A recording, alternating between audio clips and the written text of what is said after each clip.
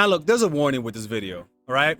And that's if you do everything that I talk about in this video, you might go straight to hell. I'm not even gonna lie.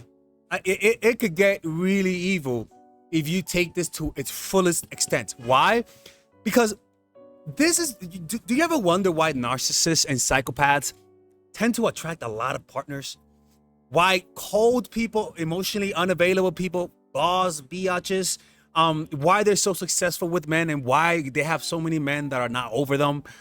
It's because they enjoy their distance, right? Just like like if you guys, what I'm drawing right now is an emotionally codependent woman, as you can see, right? This strategy works best if you are cold, right? And actually, if you're cold and you like your distance, like a tiger rather than a lion, you're gonna notice that it's really easy to attract men in your life, right? Now, the problem with women that are cold, I like to call them terminators, is that they lack the capacity to actually build an attachment.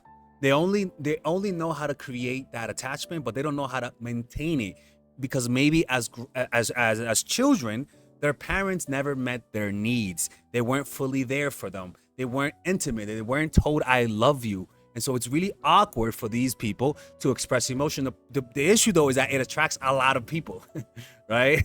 Now, the next thing is that this strategy is difficult for the needy, creepy, codependent creepazoids, all right? And I say that with love because I'm also I could get really needy and creepy too. Women who use male validation to self-soothe. You need to become your own inner father, your own inner mother.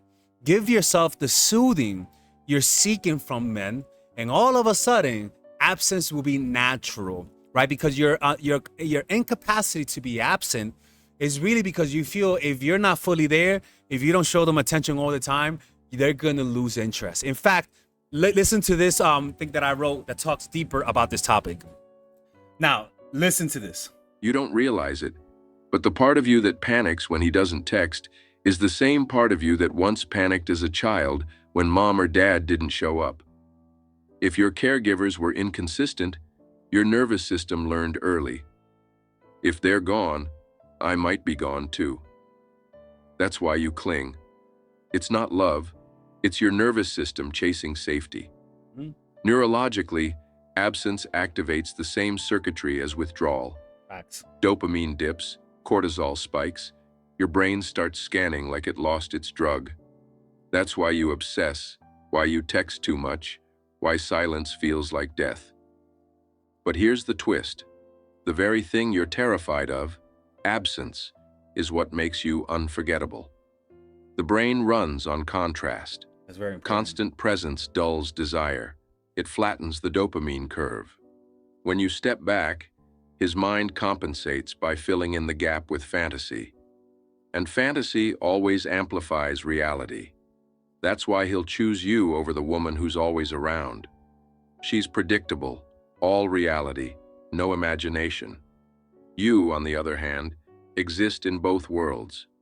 He sees you when you're there, but he also carries you in his head when you're gone. That dual existence is stronger than constant presence, because the fantasy version of you enhances the real version. And that's it. You live in his imagination and in his arms. Remember. And that overlap is what hooks him. Okay, you done? Okay. Remember, the brain works through contrast. If you think of white, you'll naturally think of black.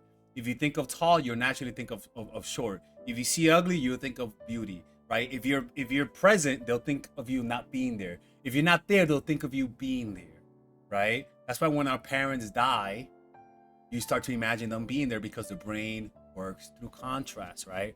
And the problem is that the reason why this might sound surprising to some is because they just don't understand human nature. You just don't. This is why I tell you guys, check out my free ebook where I talk about this part of human nature. It's a free ebook about how to get a guy to chase. Okay, you could just put your email there, your name there, and I'll send it straight to your inbox. And towards the end of the video, you could just stay towards the end of the video. I'm gonna give you guys a promotion for my courses. I actually sell courses, and in those courses, you'll be able to check out how to apply these strategies, right? And one last thing, I do also have a store where I sell my clothes. I'm gonna tell you guys about this towards the end of the video, but yeah, go check it out, or else I might have to close the channel. So we're back.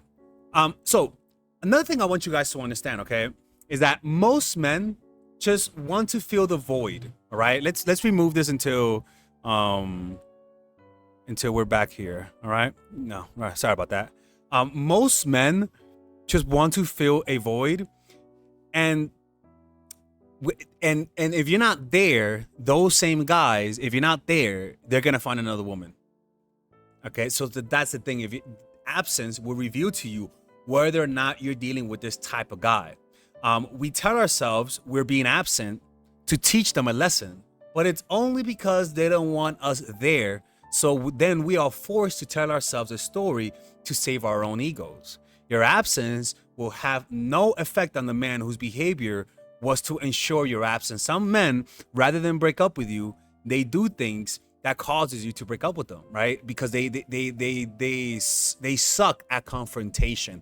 In other words, man, they're little bitches. How about that? Okay, they don't know how to break up, and rather they'll do things to have you break up with them, which is pathetic. It's pathetic. Okay. In fact, if this is what happens, good. Okay, they did you a favor. Anyway, sorry about that. So in your absence, a man's body reacts in a very weird way. It produces more sperm, and increases testosterone, which increases physical attraction. So one of the beauty about absence is that it literally, rather than getting a facelift, just go absent. His insecurity will literally give you a facelift. If you want to lose weight, be absent, because when he starts thinking of you, he's going to see you as skinnier. He's going to see you as more in shape. He's going to see you as more charming in your absence. If he's taking you for granted, it's only because you are too present, right? And studies show that. And the reason why that is because it's for evolutionary reasons.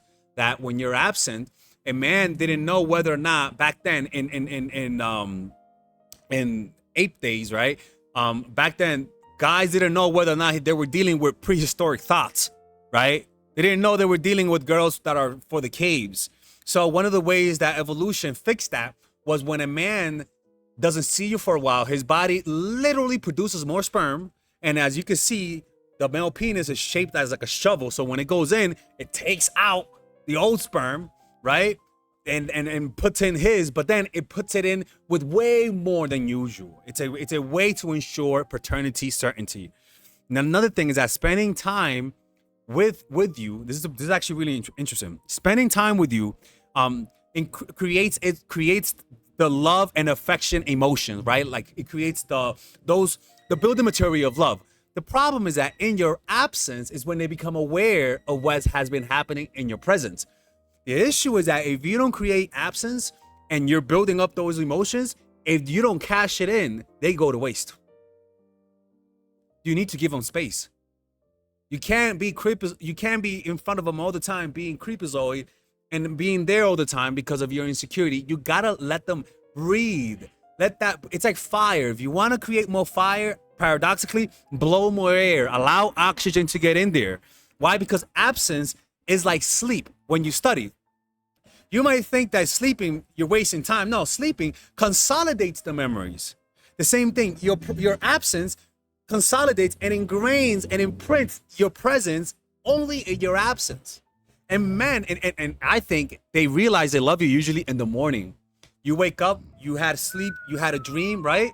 And that dream, you wake up with the emotion that I love this person. Only in the dream, right? Because when you're not there, those emotions get consolidated. It's like a fragmented RAM, right? They get fragmented, you fix it up, you prune it, you make it look nice, and then you wake up with a statue of love. But only in your absence. And too many of you guys treat relationships like as like a drug. Like you could just smoke it all day. No, you gotta give them space so that they can think of you properly. In fact, let's go a little deeper on this topic. I wrote a newsletter and I talked exactly about this, how absence affects you, affects a guy neurologically. And if you guys want to become part of that email list, like I said, just check out the free ebook and you'll instantly sign up for the newsletter. This is the type of stuff that we talk about. And I write it, okay? I'm the one that writes it. Let's listen to what I have to say. Think of absence like sleep. When you sleep, your brain doesn't just shut off. It runs one of its most important programs. Memories from the day are consolidated, emotional intensity is dialed down, and the raw chaos of experience gets organized. This is why when you smoke weed, you might notice that you feel more stress, more agitation. It's because you don't dream. You don't dream. You don't process your day. Your memory gets messed up because you're not able. Remember, your dreams matter. You know, because when you go to sleep, you literally replay the day, right? And if you had if you had a conflict with someone, you'll literally dream about it in a way that allows you to resolve it, and you'll wake up and almost like you're over it, right? You don't have that. I'm over it if you don't dream, right? And also alcohol suppresses your memory, your capacity to dream as well, right? So that's why learning how to have uninterrupted sleep is so important with your emotional regulation. Because if somebody said F you and you're still thinking about it, you go to sleep, you wake up, you feel better. But why is that? Well, because this happened, right? Your brain reconciliates it and goes throughout the whole day so that you can feel better about it in the next day. It's almost like, remember that episode of Seinfeld where George kept thinking about the comeback, and he just kept thinking about it. He was like, I should have said that comeback. Well, dream allows you to literally have that comeback and wake up and not need to relive it. It's beautiful like that. Let's go back to like a few seconds. Intensity is dialed down, and the raw chaos of experience gets organized. That's why something that felt overwhelming at midnight feels lighter in the morning. Mm-hmm.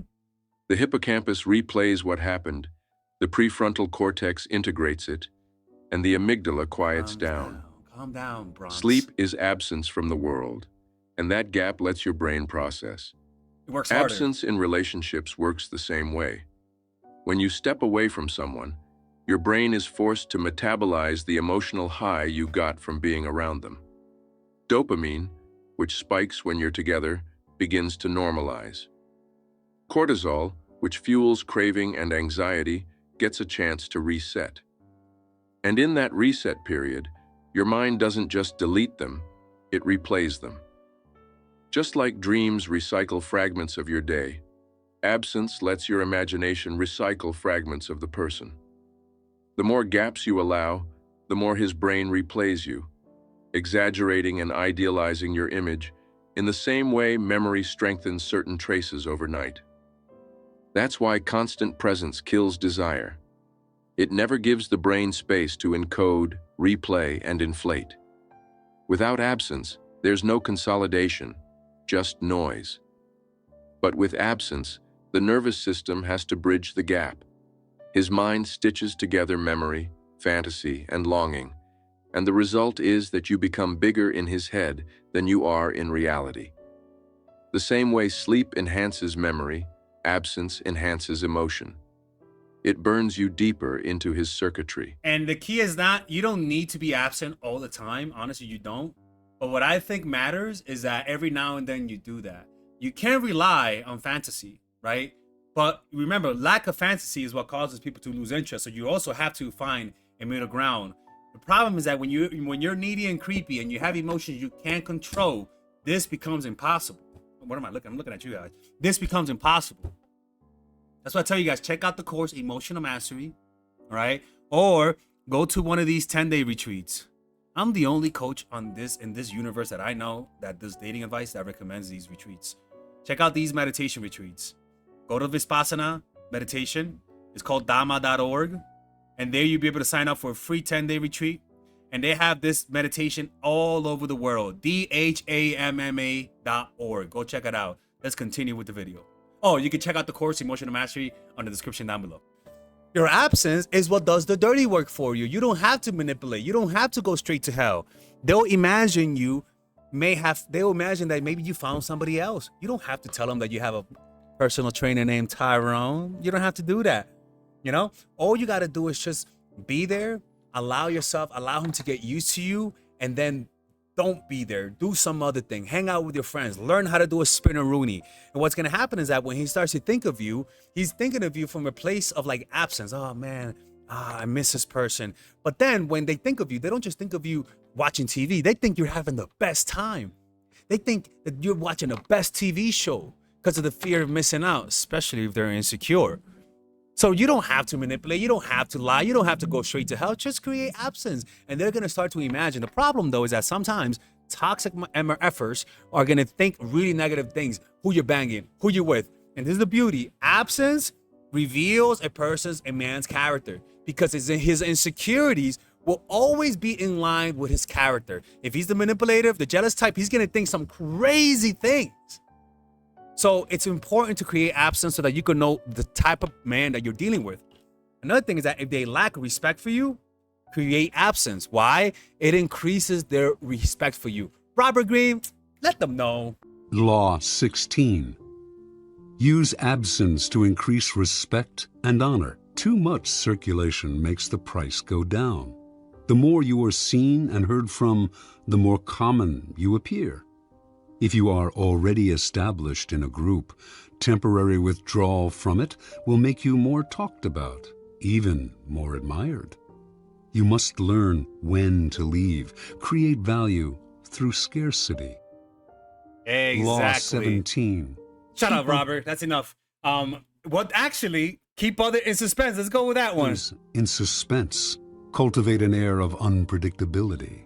And you can use this through your absence, where every now and then you cancel plans, but make sure to apologize. Make sure to sound like you're really, really sorry. Are creatures of habit with an insatiable need to see familiarity in other people's actions. Your predictability gives them a sense of control. Turn the tables. Be deliberately unpredictable. Behavior that seems to have no consistency or purpose will keep them off balance, and they will wear themselves out trying to explain your moves. Taken to an extreme, this strategy can intimidate and terrorize. Oh, yeah. And that's it. This is why I said some of this. If you do everything, you're going straight to hell, and you better not bring my name up on Judgment Day. The next thing, how do you do it? Okay, well, find ways to not be around. Now, if you want to do hell type of stuff, honestly, this is why, let me not even go there. If you could just create space by saying, hey, I gotta hang out with my friends. Hey, I'm going out with my friends. Hey, I can't see you. Last minute cancellations. I know it sucks, but doing last minute cancellations, planning the cancellations ahead of time. If they acted weird when they were with you, you cancel the next date. If they were acting kind of cold, you cancel the next date. And the key is that when you cancel, apologize with a lot of fervor and tell them that you'll make it up. Hey, I'll bring you a sandwich. Hey, I'll make you this. Hey, we'll go out. Hey, I'll get this. But the point is that you can't just cancel. You can't just be absent without an excuse and without an apology, because then they're going to get resentful. And that's the last thing you want, a resentful man. So, but if you don't have that, is that if you have free time, fake it, motherfucker. Fake the free time, man. Like, god dang, like, fake it. Stop being honest. This is not about being honest all the time. This is a strategy. So after arguments, after fights, after disagreements, create absence, right? Why? Because especially when you have fights and disagreements based on something real, right? Maybe they're always late. Maybe they talk to you a certain way that you don't like it. Maybe they did something in sex that you didn't like. Maybe they talk. Maybe they did, whatever it is, bring it up. Don't be afraid to have confrontations. Just don't go Bronx mode. Put the knife down. This is not the Bronx. Don't have it. Don't fight them. Don't call the cops. You can't be doing that stuff and tell people you watch my channel, right? You gotta have those moments where you brush up on something incompatible. Maybe he snores too much, right? Or maybe you don't like, maybe they don't brush their teeth and it's uncomfortable to tell him. Maybe their breath stinks. Tell them about it. Say, yo, like, your breath stinks. We need to work on it. Do it with love. They're gonna feel offended.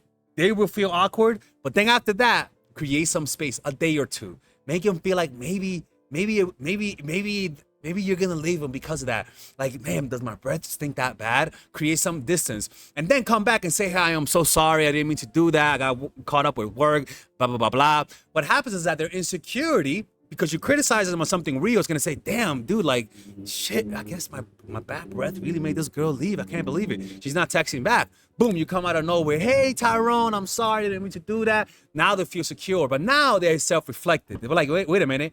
This really got me. I must like her. It's like when you wake up and you realize you love someone, right? That absence consolidates those emotions, right? So the absence marinates the emotion. It allows you to penetrate their unconscious, right? When you first meet them, also, when you're first getting to know them, when they're getting to know you as a person, only see them once a week in the first month, right? Even if they want more even if you want more. See them once a week. This will curb your needy, creepy, compulsive habit of codependency. Your needy, creepy, compulsive habit of getting of getting validation. It is perfect, and also it makes them wait. It makes them anticipate. In fact, if they cancel a date, don't see them the next week. Don't see them in 2 weeks. See them in 3 weeks. Let your unavailability do the dirty work for you. If they start acting weird, if they start acting cold, cancel the next day and be busy for the next 2 or 3 weeks, and then come back like nothing happened. Or better yet, give them a gift, cook something, right? You want to give them the carrot and the stick. Don't just punish, reward after the punishment. Yeah, I think that's it, people. Yeah, this is some good stuff, man. This is good stuff, people. This works. If you don't think this works, I promise you, just think of the person that you love the most, that you like the most. Most likely they did this to you. What could we learn from this? This is something that's intuitive if you have high self-esteem. If you know how to be happy without other people or other things changing how you feel, if you know how to self-generate positive emotions, the concept that we talked about in this video becomes instinctual. This is why when you are raised in a good household and you have stable emotions, you will always attract positive situations. The problem is that too many of you guys that watch this, lovely people, are thinking that the problem is with the other person. That the problem is that men are just difficult. Men are very fickle. And it is true to a certain degree. You could watch the video that I've made about the what was the video called? It was 8 truths about men that women tend to ignore. Just check it out. A lot of women don't understand that the real problem is the fact that how you regulate your emotions, or your capacity to regulate your emotions, is and will always reflect the types of guys that you're gonna attract. It's that simple. If you are not good at going from unhappiness to happiness, what's going to happen is that you're going to attract negative, toxic partners. But if you know how to go from unhappiness to happiness, you're going to unconsciously attract partners that are healthy for you. You're going to unconsciously attract partners that you don't have to apply these strategies for. The problem is that you don't know how to do this. You don't know how to be happy on your own. But how do you do that? It starts off by, I'm gonna give you guys 3 ways to do that. 1, developing a relationship with yourself. What does that mean? Well, whenever you're in your head, you're not aware of the sensations of the body. By you not being aware of the sensations of the body, you naturally disassociate. And this disassociation makes it harder for you to regulate your emotions from unhappiness to happiness. So how do you connect with your body then? Pay attention to the sensations of the body. Remember that video that we made? I think we made it. It's about how to detach. You guys should check out that video right here. Give me 9 minutes and I'll teach you how to detach. It'll teach you guys the strategies that I'm talking about self-regulating your emotions, because it's not about thinking that you love yourself. It's about knowing that your own body could go from unhappiness to happiness. And you do that through a process called Vipassana meditation. Other things that you could do is to develop a relationship with a higher power. God, if you want to call it. God, think about it this way. One of my channels was doing really bad. And I felt really bad and I would get angry at it. What I realized is that I have to give it over to God and say, God, do your will with this channel. I know my followers have betrayed me, but do your will. Everything that happens, I trust is going to be your will. And whenever I saw the videos weren't doing well, I knew it was his will. And then God gave me the inspiration to start this channel. And now look at it explode. Believing in God will always allow you to break through any barrier that you have. And God doesn't have to be God Jehovah. It could be God Allah for you. It could be the universe. But there are some things in you that you can't control, and that's a fact. Those are the unmet needs from your childhood. So you have to rely on the spiritual. This will show you, rather than saying, I want to love myself, ask God, God, allow me to feel your love. There's something either spiritual or psychological, but it works. Like, you don't even have to believe in God. I'm not telling you to believe in something. Just give it a try. If you don't have the love of your mom or your dad, just look up and say, God, be my father. God, be my mother. Give me that. And what will happen is that your blindness and your creepy gullibility to the opposite sex will fade away, because that's what you're really after. And that higher power can give you that. Hey, like, I'm not asking you to believe in God. I'm just asking you, give what I'm saying a try. Do you think I would lie? Well, maybe I would lie to you, right? I'm a human being. But just that, this is something that has helped, that has caused people to feel so much a connection with it that they're willing to die. This is the source of my creativity, of my work ethic, of my love for every single one of you guys. My self-love comes from my meditation practice and from knowing that God loves me. Not from no woman, not from my parents, but from that higher power that lies within myself. And if you guys want to check it out, people, check out the last videos that I posted. Give me 18 minutes and I'll expose how men fall in love. And give me 9 minutes and I'll show you guys how to detach. Are you needy and creepy? Do you have a tough time coming across confident when you like the person? A lot of the times you just don't know what to do. You have habits and patterns that whenever somebody triggers you, you completely forget what to do the right thing. Well, guess what? I have a course for that. And it's called The Psychological Game of Attraction, Natural Chemistry, and The Feminine Woman, what I call the fundamentals. All of those courses are meant to eradicate and exercise the needy, creepy parts in you through action.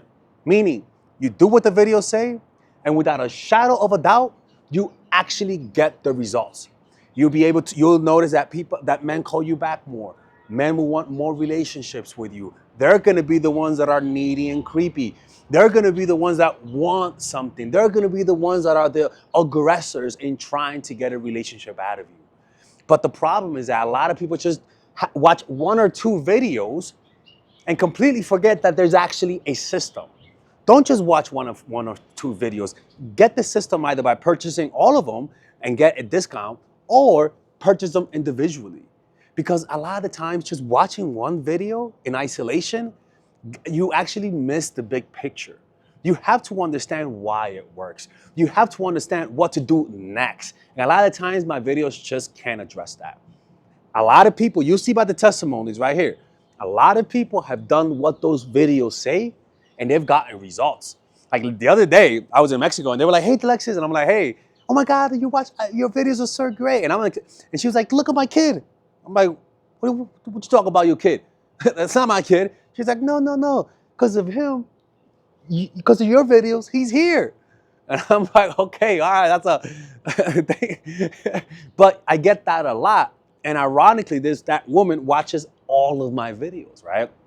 So purchase those courses, man. And if you don't like it, you actually could get a 30-day money-back guarantee, right? Purchase them individually or get a discount and purchase them all by clicking on the description down below. You have the option of purchasing the one with the bonuses that obviously it's more material, where it's like I give you guys meditations. There's also other courses on how to make friends, how to master anything. Or you could purchase it without the bundle, which is much more affordable, all right? And with that, you guys are able to support my channel, which will allow me to make more videos, okay? Anyways, see you guys inside, and thank you.